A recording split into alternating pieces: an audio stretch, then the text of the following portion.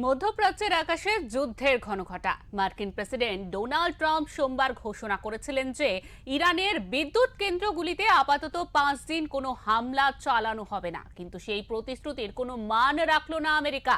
প্রতিশ্রুতি দেওয়ার কয়েক ঘন্টার মধ্যেই ইস্পাহানের বিদ্যুৎ কেন্দ্রে হামলা চালানো হয়েছে বলে দাবি করল ইরান। যুদ্ধবিধ্বস্ত ইরান।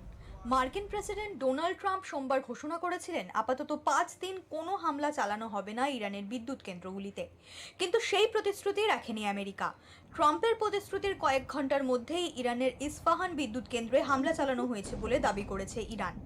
আন্তর্জাতিক সংবাদ সংস্থা সূত্রের খবর, ইস্পাহান প্রদেশ এবং খরম শহরের দক্ষিণ পশ্চিমে হামলা চালিয়েছে আমেরিকার এবং ইসরায়েল। ইস্পাহান প্রদেশের একটি গ্যাস উৎপাদন সংস্থায় হামলা চালানো হয়েছে। ওই সংস্থাটি ব্যাপকভাবে ক্ষতিগ্রস্ত হয়েছে।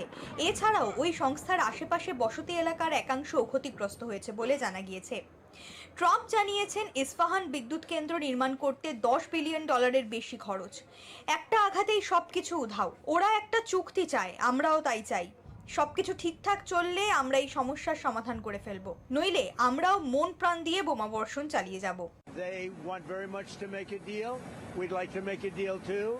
We're going to get together today by probably phone, because it's very hard to find a country. It's very hard for them to get out, I guess.